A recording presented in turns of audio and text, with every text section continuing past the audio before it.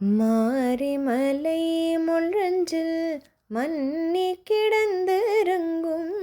மாரிமலை முழஞ்சில் மன்னி கிடந்திறங்கும். சீரிய சிங்கம் அறிவிற்று தீவிழ்த்து.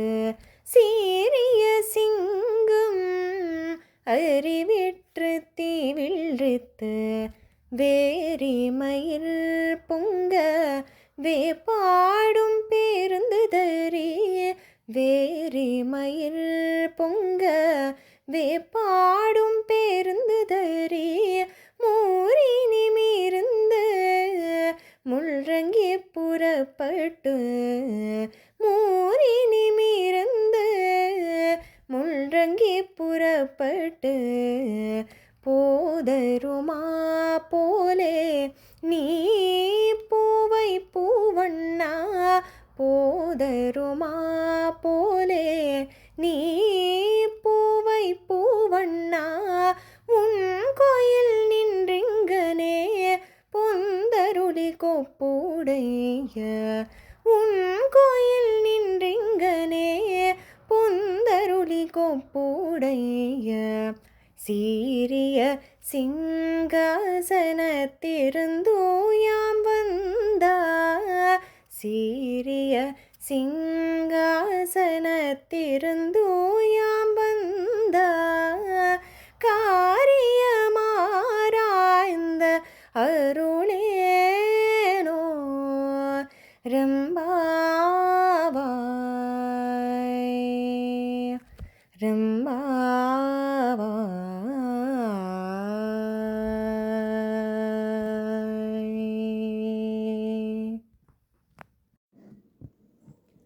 పర్వత గుహలో వర్షాకాలమున కదలక మెదలక పరుండి నిద్రించుచున్న శౌర్యము గల సింహము మేల్కొని తీక్ష్ణమగు చూపుల నిటునటు చూచి ఒక విధమగు వాసనగల తన ఒంటి వెంట్రుకలు నిగుడునట్లు చేసి అన్ని వైపులా దొర్లి దులుపుకొని వెనుకకు ముందుకు శరీరమును చాపి గర్జించి గుహ నుండి వెల్వడి వచ్చునట్లు, ఓ అతసీ పుష్ప సవర్ణ, నీవు నీ భవనము నుండి ఇట్లే బయటికి వేయించేసి రమణీయ సన్నివేశము గల లోకోత్తరమగు సింహాసనమును అధిష్ఠించి మేము వచ్చిన కార్యమును ఎరుంగ ప్రార్థించుచున్నాము.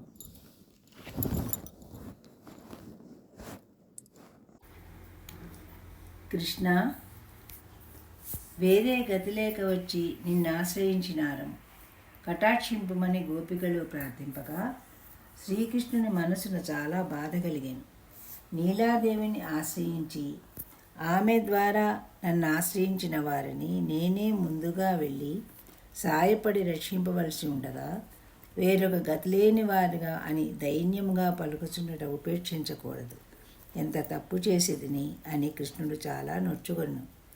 ఇంత దూరం శ్రమపడి నడిచి వస్తే వాళ్ళ శ్రమపడట చూసి శ్రీకృష్ణుడు బాధపడి ఏమి కావాలనో చెప్పుడు అని ఈ 23వ పాసురంలో గోపికలను అడిగాను. తమ మనోరథమును రహస్యముగా విన్నవించుటకు అంగీకరింపక మండపమునకు విన్నవించవలనని ఆస్థాన మండపమునకు వేయించేసి తమ కోరికను పరిశీలింప కోరుతున్నారు. పరున్నస్వామిని లేచి నడిచి వెలికి వచ్చి సింహాసనమును అధిష్ఠించి తమ కోరికను పరిశీలించి కృపచేయమని ఈ పాసురమున ప్రార్థించుచున్నారు. సింహము గర్జించి బయటకు వచ్చినట్లుగా శ్రీకృష్ణ పరమాత్మ శయనాగారము నుండి లేచి వెలుపలికి రావాలనని గోపికలు కోరుతున్నారు. లేచి రమ్మని ప్రార్థించుచు సింహమును దృష్టాంతంగా గోపికలు చెప్పిరి. అది విని కృష్ణ పరమాత్మ నారసింహమునై హిరణ్యకశిపుడిని ఎదురు సాక్షాత్కరించినట్లు సాక్షాత్కరించిన, రాఘవసింహమునై రావణుని ఎదురు సాక్షాత్కరించినట్లు సాక్షాత్కరింపనా అని ప్రశ్నించెను. అప్పుడు గోపికలు, స్వామి, మేము ఆ సింహమును దృష్టాంతముగా చెప్పటం లేదు. సింహం వంటి ఉదాత్త గాంభీర్యము, సహజ సౌందర్యము, శౌర్యము కలిసి చూసి వేం చేయవలనని చెబుతున్నాము కానీ కేవలము ఆకారము చేసే సింహం వలె ఉండమని మేము చెప్పలేదు అని పలికి శ్రీకృష్ణ పరమాత్మ నడిచి వచ్చున్నప్పుడు ఆ దివ్య శ్రీపాదార విందములను ఆ నడకను సేవింపవలసినని ఈ గోపికలు కోరుచున్నారు.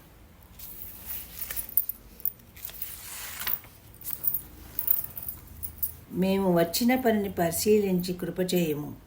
నీ ఎడబాటుచే దుర్బలమైన నడవలేక వచ్చినారము.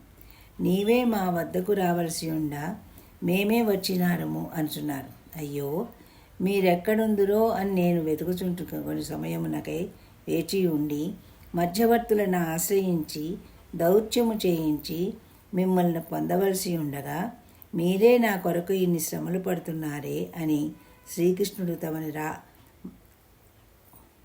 తమని పరామర్శించవలనని గోపికల అభిప్రాయం.